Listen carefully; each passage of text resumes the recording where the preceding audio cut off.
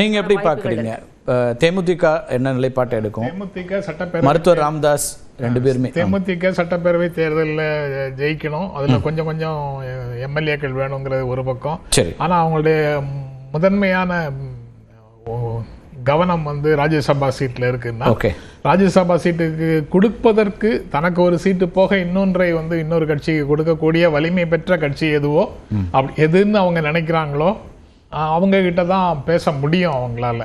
ஏற்கனவே அதிமுகலேருந்து அந்த அக்ரிமெண்ட்ல இருக்கு, நாங்கள் அடுத்த முறை தருகிறோம்னு சொல்லியிருக்காங்கல்ல. இப்போ எழுதி கொடுத்துட்டாங்க. ஆனா இது வந்து அந்த பீரியட்ல அப்படிலாம் ஒரு அக்ரிமெண்ட் கொடுத்துட்டாங்க, அதை வாங்கிட முடியும் அப்படின்லாம் இருந்ததுன்னா 24 மக்களவை தேர்தலில் கூட இருந்தவங்க அதுக்கப்புறம் ஏன் வெளியில வரணும்? சரி, இது எல்லாமே உள்ளுக்குள்ளே வெளியில தெரியாம செட்டில் ஆகக்கூடிய அளவு தான் அந்த இரண்டு கட்சிகளுக்கும் இடையில உறவு இருக்குன்னா எதற்காக வெளியில வரணும்? இப்ப திரும்ப உள்ள போறதுக்கு ஒரு ரிட்டர்ன் ஸ்டேட்மெண்ட் கொடுக்கணும். அப்போ அந்த அந்த உறவே வந்து ஒரு மிஸ்ட்ரஸ்ட்ல இருக்கிற மாதிரி தானே ஆகுது. அதுக்கப்புறம் திரும்ப அவங்க அங்க போய் சேர்ந்து அவங்களுக்கு அதுல எதுவும் பலன் இருக்காது அப்படின்னு தான் நான் நினைக்கிறேன். திமுக கூட்டணியில ஏற்கனவே நிறைய கட்சிகள் இருக்கும்போது இவங்களுக்கான ஸ்பேஸ் எவ்வளவு தூரம் இருக்கும், இடங்கள், அது ஒரு இதா இருக்காது. அது ஒரு நெருக்கடி தான். அது இட நெருக்கடிங்கிறது இருக்குங்கிறது உண்மைதான். அதற்காக வந்து சேர்கிறேன்னு சொல்றவங்கள அப்படியே திருப்பி அனுப்பவும் முடியாது. ஆல்டர்னேட்டா உதயசூரியன் சின்னத்துல நிற்க முடியுமாங்கிற ஒரு ஆப்ஷனை பரிசீலிக்கலாம். அது ரெகக்னைஸ்டு பார்ட்டியாக இருந்ததுன்னா அந்த மாதிரி ஆப்ஷன் வந்து போகவும் முடியாது. அப்படி ஒரு அது ஃப்ளூயிடான இடம் தான் அது வந்து லீடர்ஷிப் தான் வந்து முடிவு செய்யணும். இரண்டு பார்ட்டியினுடைய லீடர்ஷிப் தான் முடிவு செய்யணும். டிடிவிக்கு என்னென்ன நடந்தது அல்லது வி.கே. சசிகலாவுக்கு என்னென்ன நடந்தது, அந்த குடும்பம் பிரிந்ததற்கு என்னென்ன நடந்தது, எடப்பாடி பழனிசாமிக்கும் அதிமுக வெளியேறியவர்கள் வெளியேற்றப்பட்டவர்களுக்கும் இடையில உண்டான பிரச்சனைகளுக்கு எல்லாம் காரணம் யாராக இருந்தார்கள், இவ்வளவு கேள்விகளுக்கும் ஒரே இடத்துல தான் ஒரே பதில் தான் வருது.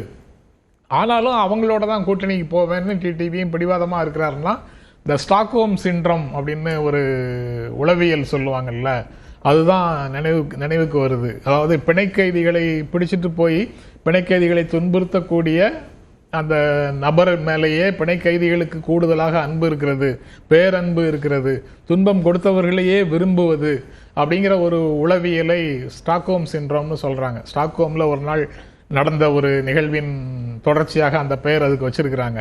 அந்த மாதிரி தான் டிடிவி அந்த பாரதிய ஜனதா கட்சியில போய் ஒரு கூட்டணிக்கு தலைமை தாங்கக்கூடிய ஒரு கட்சி அழைக்குது அல்லது கூட்டணியில பேசுறாங்கன்றது நீங்க சொல்ற உதாரணம் ரொம்ப கடுமையான ஒரு உதாரணமா இருக்கு. எந்த அடிப்படையில் அந்த குற்றச்சாட்டை வைக்க முடியும்? பாஜக இப்போ நீங்க வந்து அவங்களுக்கான ஒரு அரசியலை மேற்கொள்றாங்க தமிழ்நாட்டில்னு சொல்லுங்க, அது வியூகம் இருக்கலாம்.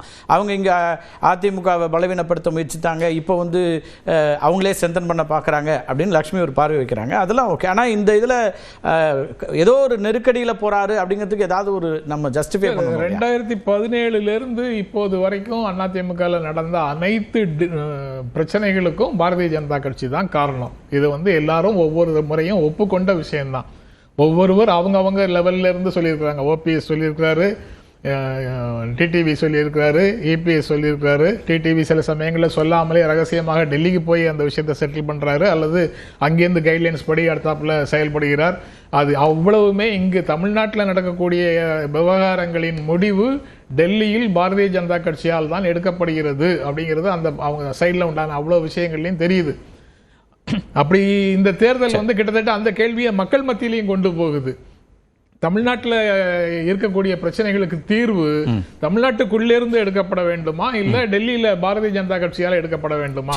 கூட்டணிக்கு கூட பாரதிய ஜனதா கட்சியை சார்ந்து அங்க போய் இன்ஸ்ட்ரக்ஷன்ஸ் வாங்கிட்டு வந்து செயல்படக்கூடிய எடப்பாடி பழனிசாமி சார் கூட்டணி அறிவிச்சது தமிழ்நாட்டில் தானே சார் அறிவிக்கிறாங்க. திரு அமித்ஷா இங்கே தான் வந்தாரு, அறிவிக்கிறது இங்கே தான் அறிவிக்கிறாங்க. அப்போ ஒரு கூட்டணிக்குள்ள இருக்கிறவங்க சென்னையில் பேசுறாங்க, டெல்லியில் பேசுறாங்க, மாறி மாறி பேசலாமே, அதுல என்ன அது வந்து எப்படி ஒரு நிர்பந்தம்?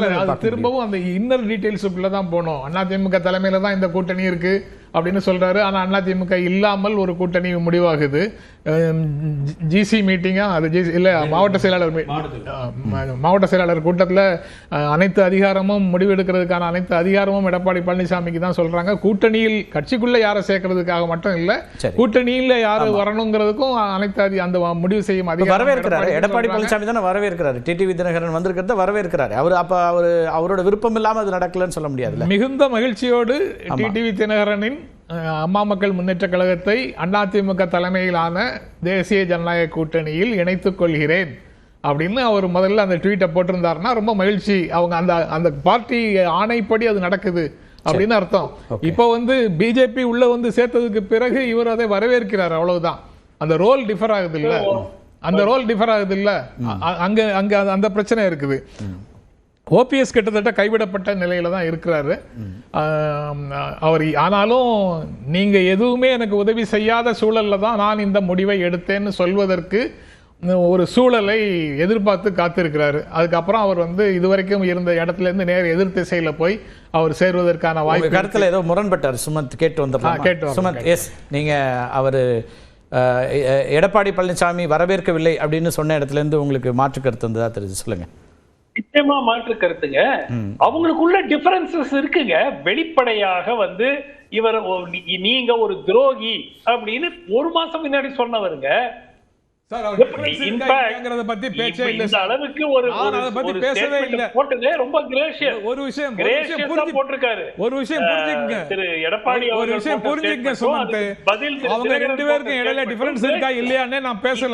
அதிகாரம் கொடுக்கப்பட்டது இபிஎஸ்க்கு, இபிஎஸ் அதை எக்ஸிக்யூட் பண்ணல, அதை சர்பாஸ் பண்ணி இன்னொருத்தர் எக்ஸிக்யூட் பண்றாருங்கிறத தான் சொன்னேன். அவங்க ரெண்டு பேருக்கு இடையில காதல் இருக்கா, அன்பு இருக்காங்கிறத பத்தி பேசவே இல்லைனா அது பிரச்சனையே இல்லை சார். அது பிரச்சனையே இல்ல, அது பிரச்சனையே இல்ல, பிரச்சனையே கிடையாதுங்க. அப்புறம் ஏன் நீங்க அதை எதுக்காக எடுத்து வரீங்கன்னு கேக்குறேன். குறுக்கிட்டு நீங்க அதை எதுக்கு எடுத்து வரீங்க? குறுக்கிட்டு அதை எதுக்கு சார் எடுத்து வரீங்க? ஒருத்தர் பேசிட்டு இருக்கும்போது குறுக்கிட்டு அவன் பேசுனதுக்கான விளக்கமோ கேள்வியோ கேட்காம இன்னொரு ட்ராக்ல எதுக்காக கொண்டு போறீங்க? அவன் நீங்க குறுக்கிட முயற்சி செய்தீங்கன்னு சொல்லி கேட்டாரு. சரி, இல்ல அதுல என்ன பார்வைன்னு சொல்லுங்க. உங்க குறுக்கீடு வேற திசைக்கு தான் கொண்டு போகுமா?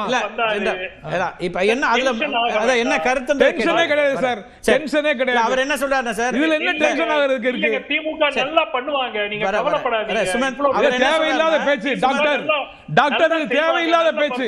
அனாவசியமா பேசாதீங்க சுமன். நீங்க யார் சார் அதை சொல்றதுக்கு? மரியாதையா பேசுங்க, மரியாதையா பேசுங்க சுமன். யார் பேச வந்தாலும் என்ன திமுகன்னு சொல்றது? நீங்க யார் அதுக்கு? நீங்க யார் அதுக்கு அத்தாரிட்டி? மரியாதையா பேசுங்க. கூட பேச வந்து மிஸ்டர் சுமந்த், மிஸ்டர் சுமந்த், அப்போ உங்களுக்கு நீங்க யாருக்காக பேச வந்தீங்க? தனித்தனியா மரியாதையா பேசுங்க. சப்ஜெக்ட் பேசுங்க. சுமந்த் தேவையில்லாதது. நீ ஒவ்வொரு விவாதத்தையும் போய் இந்த மாதிரி பேசாதீங்க. நீங்க வேலைய பாருங்க சார். அடுத்தவங்கள பத்தி நீங்க ஏன் சார் பேசுறீங்க? இல்ல நம்ம சப்ஜெக்ட்ல வரலாம். ரைட், வர ஒரு நிமிஷம் ஒரு கேள்வி கேட்டாரு. இல்ல அதான் கேட்டாரு. நீங்க குறுக்கிட வந்தீங்கன்னு கேட்டாரு. ஒரு நிமிஷம் சார், குறுக்கிட வந்தீங்கன்னு கேட்டாரு. இல்ல இல்ல குறுக்கிட வந்தீங்கன்னு கேட்டாரு. நீங்க சம்பந்தம் இல்லாம எதுக்கு பேசுறீங்க? அப்போ சரி, இல்ல அவர் பேசுற விஷயம் இல்லன்னு சொல்ல வேண்டியதானே? ஜெனரல் சார், ஒரு நிமிஷம் சுமன் சார், ஒரு நிமிஷம் நான் உங்கள்ட்ட வரேன்.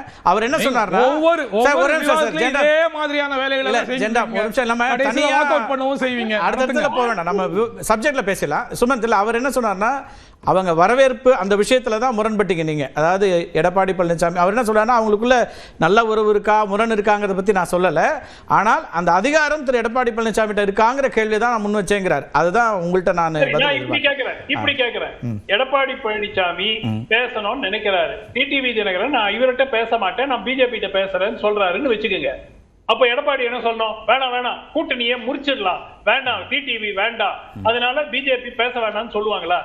என்ன இது லாஜிக்? ஆனா முடிவெடுக்கிற அதிகாரம் யாருக்குங்கிறது தான் ஷபீர் சுட்டிக்காட்டினார். அந்த இடத்துல இருந்து அவங்க கேள்வி வைக்கிறாங்க. அதுதான் கேக்குறேன், அதுதான் நான் சொல்றேன்.